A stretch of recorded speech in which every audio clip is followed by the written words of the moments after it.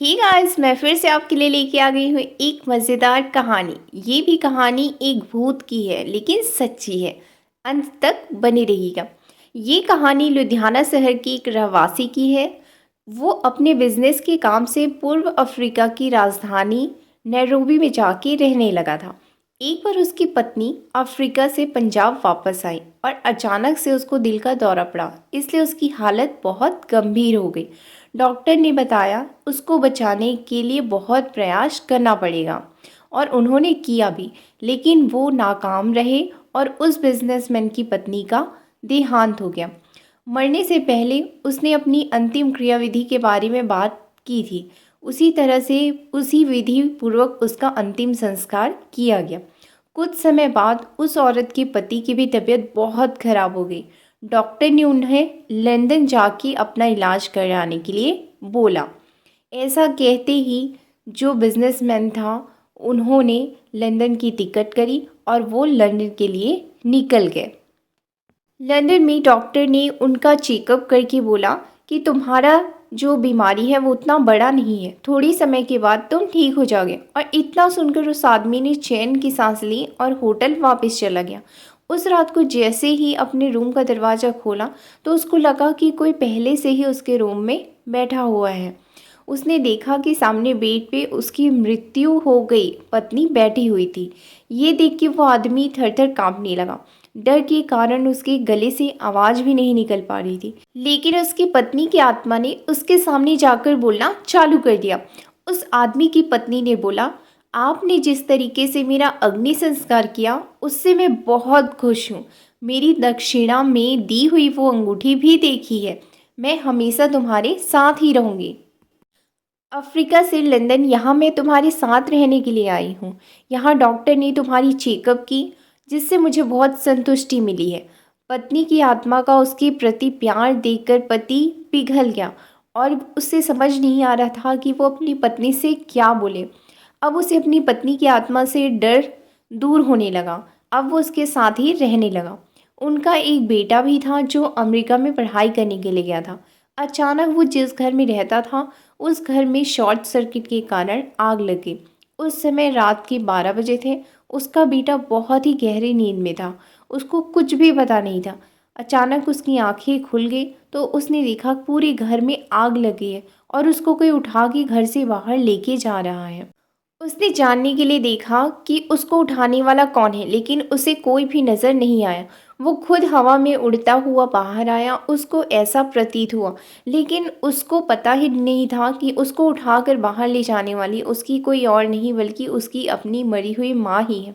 उसकी माता की आत्मा ने आके उसको सही सलामत वहाँ से निकाल लिया और पूरी घटना को उसने जब अपने पिता को बताया तो उसके पिताजी ने बताया कि ये कोई और नहीं तुम्हारी माँ ही थी।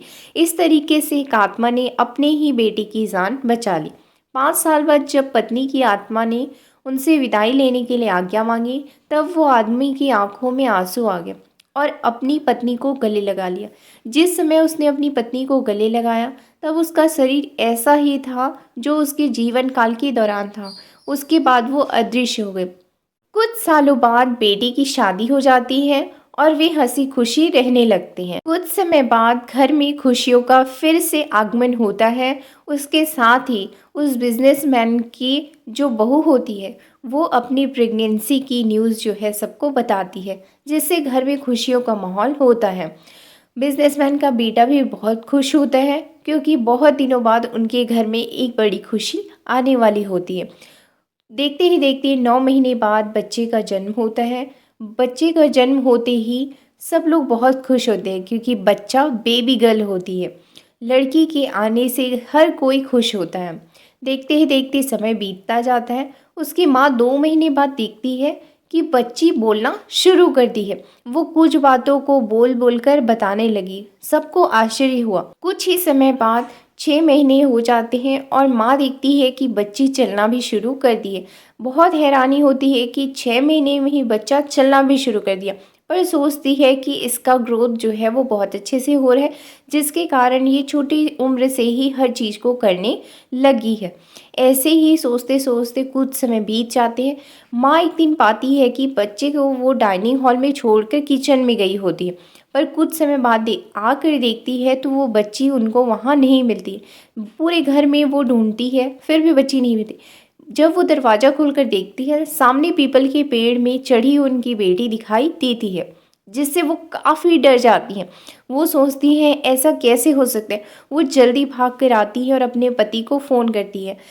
फ़ोन भी नहीं लगता है और पीछे उसकी बेटी खड़ी हुई उसको मिलती है।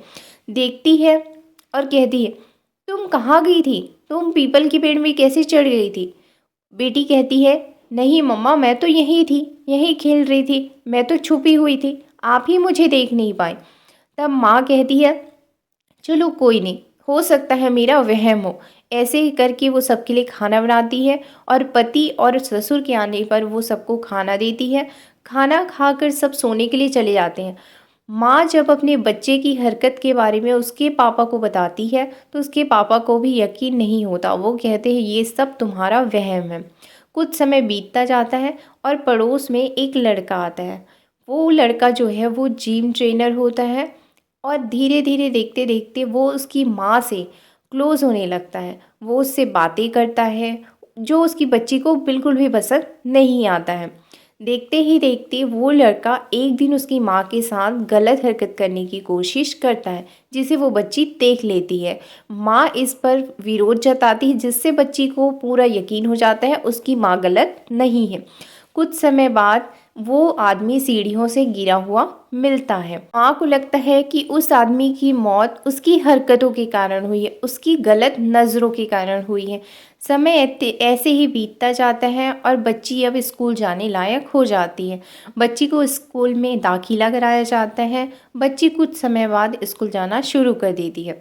स्कूल जाते वक्त बच्ची एक दिन बस में बैठी हुई होती है और बस का एक्सीडेंट हो जाता है। जैसे ही पूरे बस में सबको चोट लगती है सिवाय उस बच्ची के। उस बच्ची ने कुछ लोगों की जान भी बचाई हुई होती है, जो बात उसके घर तक पहुंच जाती है और सब लोग बहुत खुश होते हैं कि ये हमारी इतनी होनहार बच्ची है, ये अभी से इतनी साहसी है। सबको बहुत गर्व होता है उस पर और दिन ऐसे ही बीतते जाता है। वो एक दिन स्कूल में पढ़ाई कर रही होती है और वैसे ही शॉर्ट सर्किट के कारण स्कूल के कैंटीन में आग लग जाती है, जहाँ वो तुरंत जाती है और वहाँ आग बुझाने में सबकी मदद करती है। ये देखकर सब आश्चर्य हो जाते हैं कि इतनी छोटी बच्ची जो सिर्फ 3 साल की है, ये कैसे आग बुझाने में मदद कर सकती है। पर उसके घर वाले कहते हैं ये बचपन से ही कुछ अलग है। पर सबको लगता है कि कुछ बच्चे होते हैं जो अनोखे होते हैं, सब लोग उन्हीं में से उनको एक मानते हैं। बच्ची एक दिन स्कूल से घर आती है और फिर माँ देखती है कि वो बच्ची किस हवा में कुछ लोगों से बात करती हुई दिखाई देती है और वो किसी एक से नहीं 4-5 लोगों से बात करती हुई दिखाई देती है। माँ को कुछ भी समझ में नहीं आता कि ये क्या कर रही है, इसके साथ क्या हो रहा है।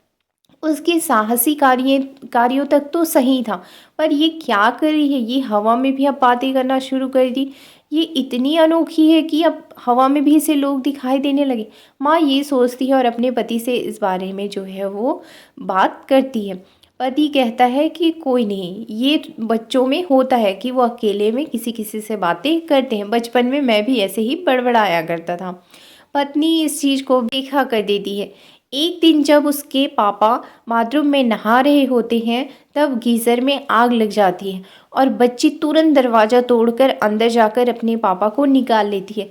ये सब देखकर घर वाले इतने खुश हो जाते हैं, लेकिन उनको समझ में नहीं आता कि इस बच्ची में इतनी ताकत कैसे है, इसके पास इतनी पावर कैसे है। फिर बच्चे के पिताजी को ध्यान आता है कि उसके ऑफिस में मिस्टर गुप्ता हैं, जो भूत भविष्य और वर्तमान देख सकते हैं। छोटी बच्ची के पिताजी तुरंत ही मिस्टर गुप्ता को फ़ोन करते हैं और उन्हें घर बुलाते हैं, सारी बातें उन्हें बताते हैं। फिर वो कहते हैं अपनी बच्ची को बुलाइए।